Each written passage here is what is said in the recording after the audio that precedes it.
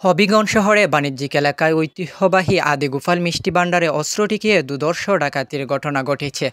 ডাকাতরা দোকানে থাকা লোকজনকে অস্ত্রের মুখে জিম্মি করে কয়েক লাখ টাকাসহ মূল্যবান জিনিসপত্র লুটে নেয়। এ ঘটনায় অসীম চন্দ্র দাস নামের এক দোকান কর্মচারীকে আহত করা হয়েছে। আদিগোপাল মিষ্টান্ন ভাণ্ডারের কর্মচারী অসীম দাস জানান, ভোর রাত ৬-৭ জন অস্ত্রধারী ডাকাত টিমে চাল খেটে দোকানে প্রবেশ করে।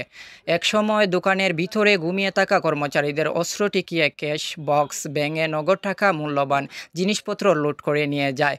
ডাকাত দলের সবাই কালো পোশাকে পরিচিত ছিল, প্রত্যেকের হাতে দেশীয় অস্ত্র ছিল।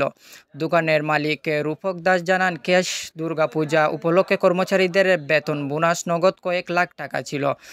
আজ শনিবার কর্মচারীদের বেতন বোনাস পরিশোধ করার কথা ছিল। এদিকে এ ঘটনার খবর পেয়ে হবিগঞ্জ সদর থানার পুলিশ ব্যবসায়ী সংগঠনের নেতৃত্ববৃন্দ ঘটনাস্থলে পরিদর্শন করেন।